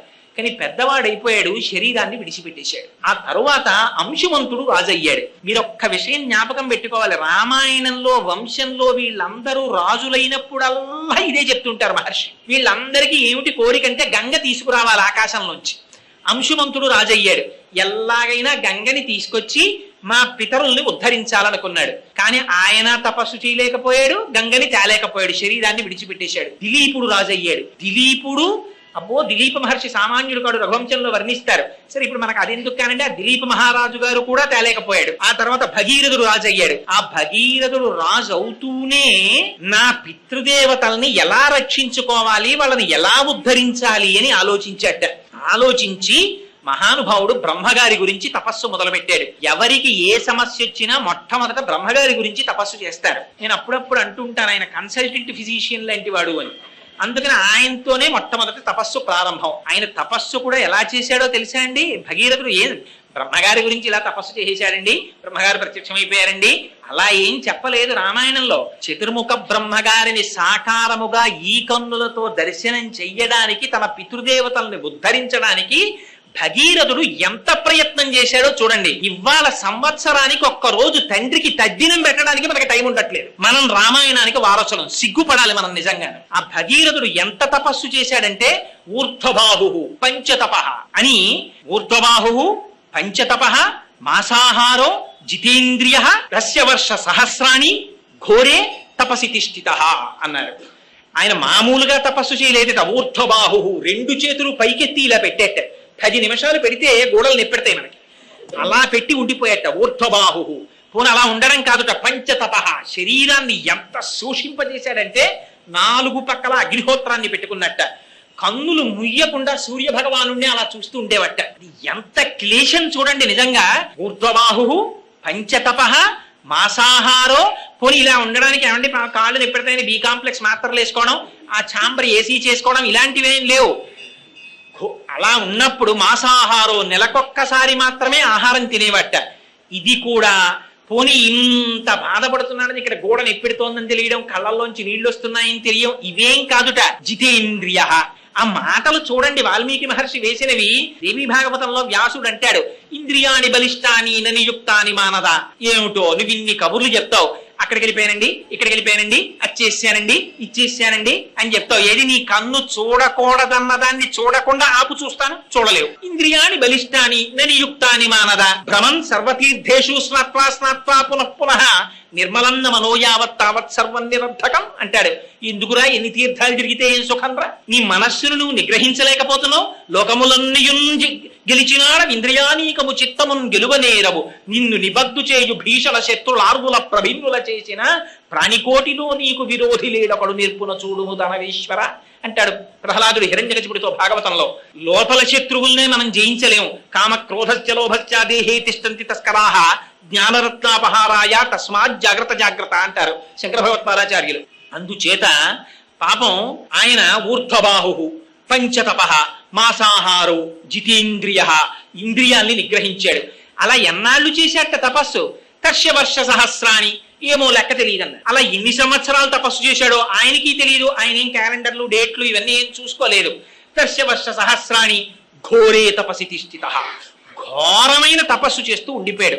ఎవరి కోసం? తన కోసం కాదు. తనకి సంతతే లేదు అసలు భగీరథుడికి. తన సంతతి కోసం కాదు ఈ తపస్సంతా. ఎవరి కోసం? తన పితృదేవతల్ని ఉద్ధరించడం కోసం మనుష్యుడై పుట్టినవాడు చెయ్యవలసినదేది. యథావల్లభుల పురుషోత్తం గారు ధర్మాంజలిలో రాశారు, పితృదేవతారాధన చెయ్యవలసినటువంటి తిథిలో దేవతారాధన చెయ్యవలసిన పర్వదినం వస్తే పితృదేవతారాధన చెయ్యాలా దేవతారాధన చెయ్యాలా అన్న మీమాంస వస్తే పితృదేవతారాధనకే పెద్దపీట వేయాలన్నారు. ఎందుకని? మనుష్యుడిగా పుట్టిన తర్వాత నీ ధర్మం నువ్వు చేసి తీరాలి, విహితం. ఇంత తపస్సు చేస్తే బ్రహ్మగారు ప్రత్యక్షమయ్యారు. ఎలా? దేవతలతో కలిసి ప్రత్యక్షమయ్యారు. ప్రత్యక్షమై చాలా సంతోషించాను భగీరథ నీ తపస్సుకి. ఇంత ఘోరమైన తపస్సు దేని కొరకు చేశావు అని అడిగారు. ఆయనకి తెలియదా? కానీ అడుగుతారు. ఆయన అన్నాడు, మా పితృదేవతలు బూడిద కుప్పలైపోయారు. ఆ కపిల మహర్షి యొక్క ఆగ్రహం చేత వాళ్ళు ఉద్ధరింపబడడానికి గంగ ఆకాశం నుంచి కింద పడాలి. ఆ కింద పడి అక్కడి నుంచి పాతాళ లోకంలోకి వెళ్ళి ఆ భస్మరాసుల మించి ప్రవహించాలి. రెండు, నాకు సంతతి లేదు. అక్కడ పితృదేవతలను ఎవరు ఉద్ధరిస్తున్నారు? తాను సంతానంలో వంశంలో ఉన్నాడు కనుక తాపత్రయపడుతున్నాడు. రేపు పొద్దున తనను ఉద్ధరించడానికి వంశం ఉండాలి. మరి పితృదేవతలు సంతోషించాలంటే రెండు చెయ్యాలి. ఏమిటి?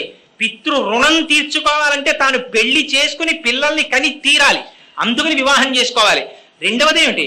తన పితృదేవతల్ని ఉద్ధరించడానికి కావలసినటువంటి పితృకార్యాన్ని తాను నెరవేర్చాలి. అందుకని మరి తనకి బిడ్డలు కావాలి కదా, అందుకని నాకు బిడ్డలు లేరు అంటే ఆయన అన్నాడు, నీకు బిడ్డలు కలుగుతారు, వరం ఇస్తున్నాను. కానీ మొదటి కోరికున్నదే ఆకాశం నుంచి గంగ కింద పడాలని అడిగావు కదా భగీరథ, అది గంగాయా పతనం రాజన్ పృథివీన సహిష్యతి.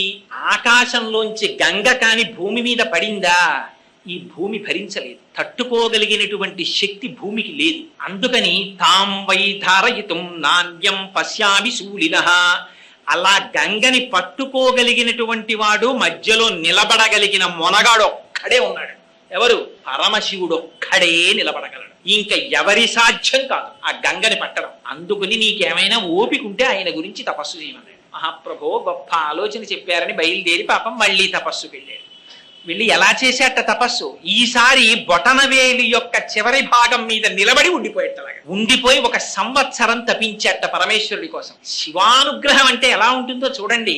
అందుకని ఆయనకి మొట్టమొదటే నీకు ఒక మాట చెప్పారు, పటవే నమః అని ఆయనకి పేరు. ఆయన ఎందుకు ఇంత తపస్సు చేసావు భగీరథ అని అడగరా పరమశివుడు. సంవత్సరానికే ప్రత్యక్షమైపోయాడు భోళాశంకరుడు. ప్రత్యక్షమై ఆయన అన్నాడు, ప్రీతస్త్రేహం నరశ్రేష్ఠ కరిష్యామి తవా ప్రియం శిరసా ధారయిష్యామి శైలరాజ సుతాంయహం. భగీరథ నీ తపస్సుకి పొంగిపోయాను, గంగ నా నెత్తి మీద పట్టుకుంటానన్నాడు. ఏమండి ఇంతకన్నా దారుణమైన విషయం ఇంకోటి ఉంటుందా? ఏమండి మేము 7 అంతస్తుల బిల్డింగ్ కట్టుకుంటున్నాం, ఆ పైనుంచి కొంచెం నీళ్లు కిందకు వదిలేయాలి, ఈ మధ్యలో పట్టుకుంటే ఆ ఫౌండేషన్ దెబ్బతింటుంది, కాస్త మీరు పురాణం బాగా చెప్తారు కదా, వచ్చి కొంచెం మీరు నించుంటారా అని అడిగాడు అనుకోండి. ఎవడి నెత్తినైనా నీళ్లు గుమ్మరిస్తే పట్టుకునేవాడు ఉంటాడండి ప్రపంచంలో. దానికి ఒప్పుకున్నాడు ఆయన. ఇది పరమశివుడి యొక్క సౌజన్యం అంటే. ఎలా?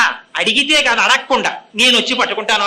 ప్రీతస్తేహం నరశ్రేష్ఠ కరిష్యామి తవా ప్రియం శిరసా ధారయిష్యామి శైలరాజ సుతాంయహం. నేను పట్టుకుంటాను అన్నాడు. రమ్మన్నారు. తీసుకెళ్లారు. మహానుభావుడు హిమాలయ పర్వతముల మీద నించున్నాడు. నించుని నడుము మీద 2 చేతులు వేసుకుని నిలబడ్డాడు. పడమన్నాడు గంగకి. పడమంటే ఆ గంగ ఆకాశంలోంచి బయలుదేరింది. బయలుదేరి మంచి ప్రవాహంతో బయలుదేరి వచ్చేస్తోంది కింద పడదామని. ఎందుకని బ్రహ్మగారు అనుజ్ఞనిచ్చారు, పరమశివుడు అలా నిలబడిన నాడు నువ్వు కిందకు పడని చెప్పాడు. అందుకని వచ్చి చూసిందిట పరమశివుడిని కింద. చూసి ఒక పెద్ద నవ్వు నవ్విందిట. ఏమిటో విర్రాడు నన్ను పట్టుకుంటానని నించున్నాడు, అక్కడి నుంచి నేను కింద పడితే ఆ బుర్ర ఉంటుందా, అదిరిపోతుంది. తెలియక చాలా మంది జలపాతాల కిందకి వెళ్ళి కపిల తీర్థంలోనూ అక్కడ ముందు గబుక్కును ఓడిగుంటూ పెట్టేస్తారు. పెట్టేసిన తర్వాత తల అదిరిపోతుంది. అమ్మో, అప్పుడు రెండు చేతులు పైనెట్టుకుని మళ్ళీ జలపాతం కింద నిలబడుతుంటారు. జలపాతం కిందే నిలబడలేం కదా, పైగా జలపాతం కింద స్నానం చేస్తే ముందు సంతోషంగా ఉంటుందండి. ఓ 15 నిమిషాల జలపాతం కింద మీరు స్నానం అదే పనిగా చేసేసి వచ్చేసారనుకోండి, తల దర చప్పులు ఉండిపోతుంది. ఎందుకంటే ఆ నీళ్లు పడిన సౌండ్కి అది అబ్జార్బ్ చేసుకుని ఉంటుంది. ఆ తర్వాత కాసేపు రైలు ఎక్కినా బస్సు ఎక్కినా ఇది ఎప్పటికీ తగ్గుతుందని భయం వేస్తుంది మనకి.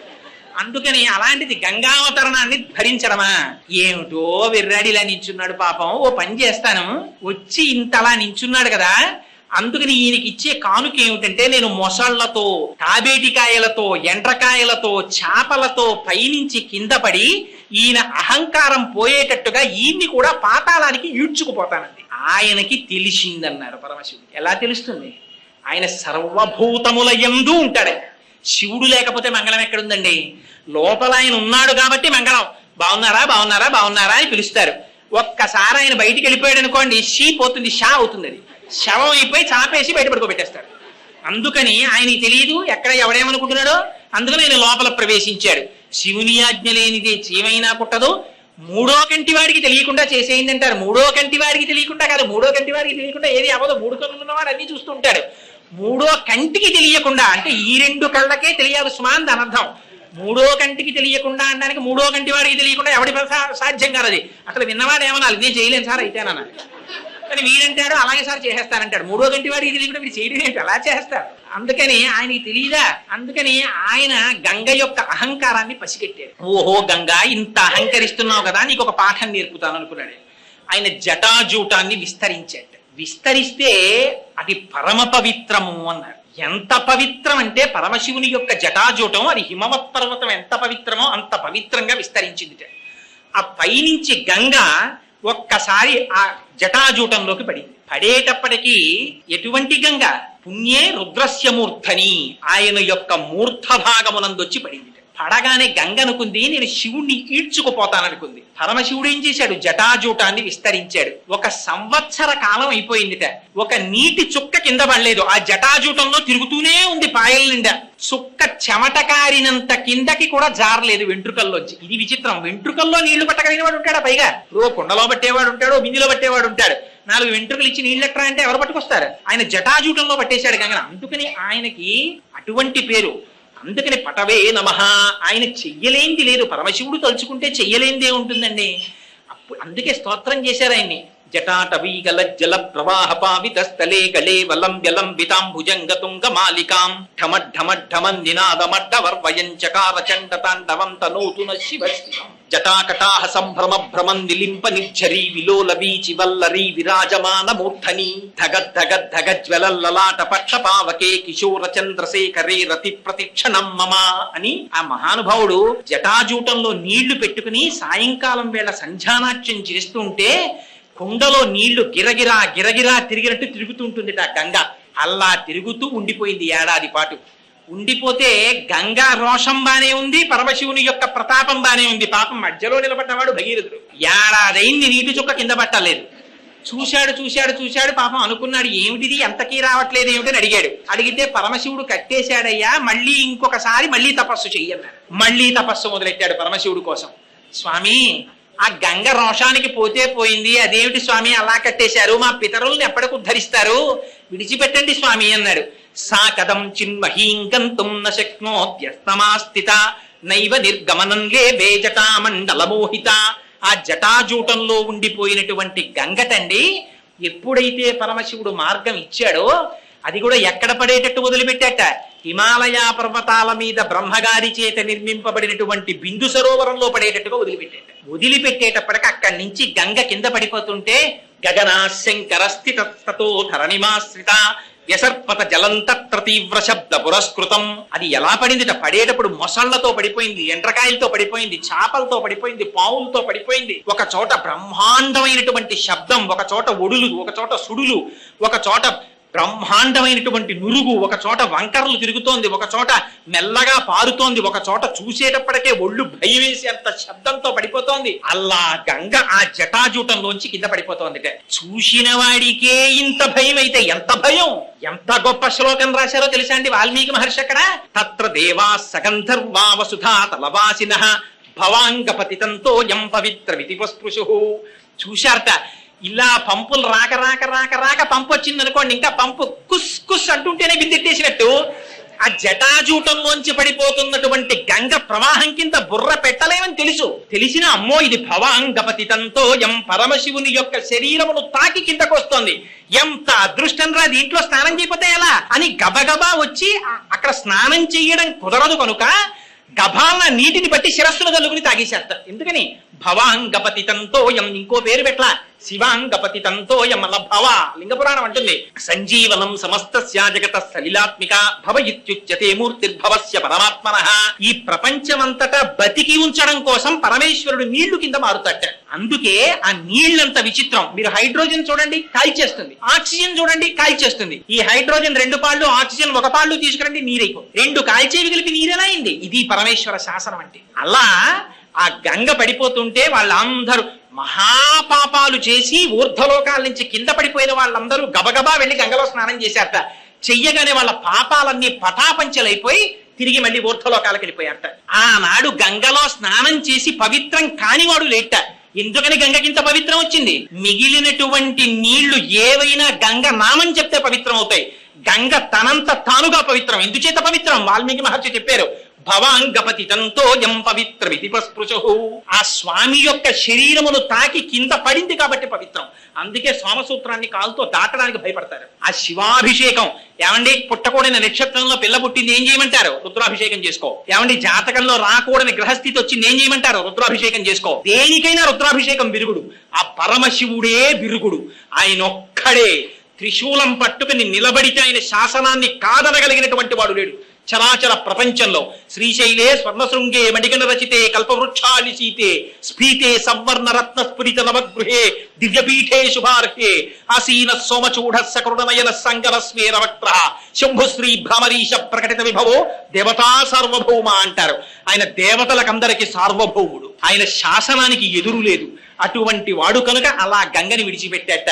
రంగ తుంగ తరంగ సంఘములతో రంజిల్లు ఘోషంబుతో బంగారంబగు పొంగుతో నురగతో పువ్వాట తుంపర్లతో భంగుల్ సల్పుచు జంఘలించుచన భవోభాగము నుండి జారం గంగమ్మను దల్చితే శిరమునన్ రంజిల్లు తుంశంకర అంటారు. ఆ నురగలతోటి ఆ తుంపర్లతోటి ఆ గంగ తగిలి కింద పడిపోతుంటే ఒళ్ళు తుడుచుకున్న బట్ట ఎలా తడిగా ఉంటుందో అలాంటి తడితో ఆయన జటాజూట ఉంటుందిట. అందుకని ఆయనకి కపర్ది అని పేరు. ఆ జటాజూటానికి నమస్కారం చేస్తే చాలట తీర్థయాత్రల్లో వచ్చే ప్రతిబంధకాలు రాకుండా యాత్ర పూర్తి. అటువంటి జటాజూటం ఉన్నవాడు పరమశివుడు. అక్కడ నుంచి బయలుదేరి కింద పడింది గంగ. ముందు ఆయన వెళ్ళిపోతున్నాడు. యథా భగీరథో రాజాతతో గంగా యశస్విని. ఆ ముందు భగీరథుడు రథం మీద వెళ్ళిపోతున్నాడు, ఆ వెనకాతలే గంగ కూడా వెళ్ళిపోతుంది. ఆయన ఎటు దారి చూపిస్తే అటు వెళ్ళిపోతోంది. ఆ భగీరథుడు జిహ్ను మహర్షి ఆశ్రమం పక్క నుంచి వెళ్ళిపోయేటప్పటికి గంగ మామూలుగా వెళ్ళిపోతుంది. ఆయన అంటే మామూలుగా వెళ్ళిపోతాడు రథంతో. అపారమైనటువంటి వేగంతో వెనకాతల ప్రవహిస్తూ వచ్చేసింది. వచ్చి జిహ్ను మహర్షి యొక్క ఆశ్రమాన్ని ముంచెత్తేటప్పటికి ఆశ్రమం కొట్టుకుపోయింది. చూశారు మహర్షి, ఏమే గంగా, ఎంత అహంకారం, నా ఆశ్రమాన్ని తుడిచిపెడతావా? చూడు ఏం చేస్తాను అని తన అరచేతిలోకి తీసుకుని గంగను తాగేసేటప్పటికి చుక్క గంగ లేదు. పాపం భగీరథుడు ముందెళ్ళిపోతున్నాడు, వెనకాతల చప్పుడు ఆగిపోయింది. వెనక్కి తిరిగి చూస్తే గంగ లేదు. ఏమిటి ఇది అల్లరై మళ్ళీ వెనక్కి వచ్చాడు. దేవతలు వీళ్ళందరూ స్నానం చేస్తున్న వాళ్ళు హడిలిపోయి గబగబా దిగి వచ్చేశారు. ఇది తపోశక్తి అంటే. ఇంత పరమశివుని యొక్క శరీరమునకు తగిలి వచ్చినటువంటి గంగని పుక్కిటి బట్టి తాగేశాడు జోడు. తాగేస్తే వచ్చాయన పాదముల మీద పడ్డాడు. స్వామి, ఏదో గంగ రోషానికి పోయింది, అది నీటి ధర్మం ముంచెత్తింది. అంత మాత్రం చేత నన్ను కరుణించండి, నా పితృదేవతలు ఉద్ధరింపబడాలి, మీరు విడిచిపెట్టండి అన్నాడు. అయితే నీ కోసం విడిచిపెట్టేస్తున్నాను అన్నారు. ఇది ఉత్తమే క్షణకోపస్యామధ్యమే ఘటికాద్వయం అథమే స్యాదహోరాత్రం పాపిష్టే మరణాంతక. ఎప్పుడైనా గుర్తుపెట్టుకోండి, వాడు ఎలాంటి వాడో ఎలా తెలుసుకోవచ్చో తెలుసా అండి? అస్తమానం కనపడినప్పుడల్లా 1973లో వాడు అలా చేసి ఉండకపోతేనండి అని వాడు అంటున్నాడు అనుకోండి, వాడు పాపిష్టే మరణాంతక, వాడు పాపిష్టి వాడు అనమాట. వాడు చచ్చే వరకు అలాగే చెప్పుకుంటూ ఉంటాడు జరిగిన పొరపాటుని. ఇలా కోపం వచ్చి అలా తగ్గిపోయింది అనుకోండి. ఉత్తమే క్షణ కోపస్య మధ్యమే స్థితికాత్వయం. కోపం చేత వాడు ఎలాంటి వాడో నువ్వు నిర్ణయం చేసుకొని ప్రిస్క్రిప్షన్ రాసి ఇచ్చేశారు పెద్దవాళ్ళు. జహ్నువు మహోత్తముడు కనుక, మహర్షి కనుక ఇలా వచ్చిన కోపం అలా పోయింది. అయ్యో నీ కోసం విడిచిపెట్టేస్తున్నానయ్యా అన్నాడు అని తన చెవుల్లోంచి విడిచిపెట్టేశాడు గంగని. జహ్నువు యొక్క చెవుల్లోంచి వచ్చింది కాబట్టి జాహ్నవి అయింది. తస్మాత్ జహ్ను సుతా గంగా జాహ్నవి జాహ్నవి ప్రోచిత. ఆ జహ్నువు యొక్క చెవుల్లోంచి వచ్చింది కాబట్టి జాహ్నవి అని పేరు పెట్టుకుని మళ్ళీ భగీరథ రథానుగా, భగీరథుడు ఎటువైపు నడిస్తే అటువైపు ఆ రథాన్ని అనుసరించి వెళ్ళిపోయింది. చిట్ట చివర పాతాళ లోకానికి వెళ్ళి ఒక్కసారి అక్కడ ఉన్నటువంటి 60,000 మంది సగరుల యొక్క భస్మరాశుల నుంచి ప్రవహించింది. వెంటనే వాళ్ళందరికీ ఉత్తమ గతులు కలిగాయని మనకెలా తెలుసు అంటే భస్మస్యథా ప్లుతే రామ అని వెంటనే అక్కడికి చతుర్ముఖుడైనటువంటి బ్రహ్మగారు ప్రత్యక్షం అయ్యారు. రాజాన నిదమబ్రవీత్, ఆ భగీరథుడితో ఈ మాట చెప్పారు. ఏమని? భగీరథ, నువ్వు చేసినటువంటి ప్రయత్నం చేత ఇవాళ గంగ ఆకాశంలోంచి కింద పడి ప్రవహించి నీ పితృదేవతలైనటువంటి ఈ సగరులను 60,000 మందిని ఉద్ధరించింది. వాళ్ళు స్వర్గలోకానికి వెళ్ళారు. ఈ సాగరములలో నీరు ఎంతకాలం ఉంటుందో అంతకాలము నీ పితృదేవతలు స్వర్గలోకంలో ఉంటారు. నీకు వరం ఇస్తున్నాను. అంతేకాదు, ఇంతకు ముందు ఆకాశంలో ప్రవహించినటువంటి గంగకి మందాకిని అని పేరు. ఆ తర్వాత హిమాలయ పర్వతముల మీద పడి భూమి మీద ప్రవహించినటువంటి గంగకి నువ్వు కష్టపడి తెచ్చావు కనుక నీ పేరు మీద భాగీరథి అని పేరు. అది పాతాళ లోకానికి వెళ్ళినప్పుడు భోగవతి అని పేరు. పాతాళ లోకానికి వెళ్ళిన గంగ మళ్ళీ భూమి మీదకి వచ్చింది. తెలుసా అండి మీకు? వచ్చింది. ఎక్కడుందో తెలుసా? ఇప్పటికీ మీరు ఇప్పటికీ పాతాళ లోకానికి వెళ్ళిపోయినటువంటి గంగ పైకొస్తే దాంట్లో స్నానం చెయ్యాలనుకుంటే ఉంది. ఇప్పటికీ వెంకటాచలం కొండ కింద ఉన్న కపిల తీర్థంలో ఉన్నటువంటి సరోవరం, ఆ కపిల మహర్షి పూజ చేసినటువంటి శివలింగం భూమిని బ్రద్దలు చేసుకుని పైకొస్తే కామధేనువు శివలింగం మీద గిట్టపట్టి మా వర్ధస్య, ఇంక పెరగకు అని అడిగింది. అందుకే కపిలలింగం మొదటి దగ్గర తెల్లగా ఉంటుంది, మధ్యలో బంగారంలా ఉంటుంది, చివర ఎర్రగా ఉంటుంది, పైన కాలి గిట్ట ఉంటుంది, పశ్చిమాభిముఖంగా ఉంటుంది, 5 ముఖాలుంటాయి, 3వ కన్ను ఉంటుంది. ఇప్పటికి కపిలలింగానికి దాని ఎదురుగుండా ఏర్పడినటువంటి సరోవరమే భోగవతి నది పైకొచ్చినటువంటి తీర్థం. ఇప్పటికీ కార్తీక మాసంలో పౌర్ణమి రోజున మిట్ట మధ్యాహ్నం 12 గంటల వేళ 10 నిమిషాల పాటు ఈ బ్రహ్మాండములలో ఉన్న సమస్త తీర్థములు వచ్చి అక్కడ పుష్కరిణిలో చేరుతాయి. అక్కడ స్నానం చేస్తే వాళ్ళకున్నటువంటి పాపరాశి అంతా ధ్వంసం అయిపోతుంది. ఇప్పటికీ అందుకే ఆశ్వీజ మాసంలో కపిలేశ్వరంలో కపిలలింగానికి అన్నాభిషేకం చేస్తారు. 450 కిలోల అన్నం వండి నమక చమకాలు చెప్తూ అన్నంతో అభిషేకం చేసి అన్నలింగం పెడతారు. ఆ లింగం మీద మళ్ళీ అన్నలింగం పెడతారు. 3 గంటలకి ఆ లింగాన్ని తీసి పుష్కరిణిలో నిమజ్జనం చేస్తారు. చేసి కూరగాయలు, పెద్ద పెద్ద ఆనపకాయలు, పొట్లకాయలు, కాకరకాయలు, ఇవన్నీ కాయలుగా ఉడికించేస్తారు. ఉడికించి వాటితో త్రిశూలం, నాగాభరణాలు, 3వ కన్ను ఇవన్నీ పెడతారు. పెట్టి చిట్ట చివర సాయంకాలం ప్రదోష వేళలో ఈ అన్నలింగాన్ని దర్శనమిస్తారు. అన్నలింగాన్ని దర్శనం చెయ్యొచ్చు. అప్పుడు ఆ అన్నలింగం మీద ఉన్న అన్నాన్ని, ఉన్న కాయగూరల్లో కొంత భాగాన్ని కలిపి వచ్చిన వాళ్ళ చేతిలో ప్రసాదంగా ఇస్తారు. అటువంటి అన్న ప్రసాదం ఎవరు తింటారో వాళ్ళకి రాబోయేటటువంటి ఎన్ని జన్మలున్నాయో అన్ని జన్మలలో వాడికి అన్నమునందు ఆర్తి ఉండదు, వాడికి దరిద్రం ఉండదు. ఇది నువ్వు తినకు అని డాక్టర్ల చేత వాడు చెప్పబడడు. ద్రాపేయం ధస్సస్పతే దరిద్రం నీలలోహిత. అడుగుతున్నాం కదా తెల్లవారు లేస్తే, స్వామి మాకు ఎటువంటి ఉపద్రవం రాకుండా చతుష్పదే, ఆ 4 పాదాలున్నవి, ద్విపదే, ఇవన్నీ సంతోషంగా ఉండాలని. అదిగో అక్కడికి వచ్చింది భోగవతి మళ్ళీ పైకెక్కి. కానీ గంగావతరణం మాత్రం త్రిపథగా వరకు చెప్పారు. ఆ పడినప్పుడే ఆ గంగ హిమాలయ పర్వతాల మీద పడినప్పుడు 3 పాయలు తూర్పు దిక్కుకు వెళ్ళిపోయాయి. వాటికే లాదిని, నళిని, పాదిని అని పేరు. ఈ 3 పాయలు తూర్పు ముఖంగా వెళ్ళాయి, 3 పాయలు పశ్చిమాభిముఖంగా వెళ్ళిపోయింది నీరు. ఆ 3 పాయలు ఇటుపక్కకి వెళ్ళిపోయినటువంటి వాటికే సుచక్షువు, సీత, సింధువు అని పేరు. 7వ పాయ భగీరథుడి వెనకాతలు వెళ్ళింది, అది భాగీరథి. ఇగో ఈ గంగావతరణ ఘట్టాన్ని ఎక్కడ చెప్తున్నారో, ఎవరు వింటున్నారో, ఎవరు ఆ గంగమ్మ తల్లి తల మీద పడుతున్నటువంటి పరమశివుని యొక్క మూర్తికి ఒక్క నమస్కారం చేస్తున్నారో, కదా నిలింప నిర్జరీ నికుంజకోటరే వసన్ విముక్త దుర్మతి సదాశరస్తమంజలింబహం విముక్తలోలలోచనల్లలాటపాల లగ్రక శివేతి మంత్రముచ్చర సదా సుఖీ భవామ్యహం అంటాడు రావణాసుడు. నేను ఆ మూడో కన్ను కలిగినటువంటి మహాదేవుడైన పరమశివుడికి నమస్కరించునుగాక అంటాడు. ఆ గంగావతరణం జరుగుతున్నటువంటి సన్నివేశాన్ని మనస్సులో ఒక్కసారి ధ్యానం చేసి ఆ పరమశివుని పాదములకు నమస్కరించినటువంటి వారికి ఇతపూర్వమున్నటువంటి పాపరాశి ధ్వంసం అవడమే కాకుండా సమస్త దేవతల యొక్క అనుగ్రహం వాళ్ళకి కలుగుతుందని, విశేషించి శివుని యొక్క అనుగ్రహం కలుగుతుందని, ఆ కారణం చేత వారు కోరుకున్న కోరికలు తీరడమే కాకుండా వాళ్ళకి సర్వ విధముల శ్రేయస్సు కలుగుతుందని వాల్మీకి మహర్షి రామాయణంలో చాలా తక్కువ విషయాలకి మాత్రమే ఫలస్తుతి చెప్తారు. అలాంటిది గంగావతరణ ఘట్టానికి విశేషమైనటువంటి ఫలస్తుతి చెప్పారు.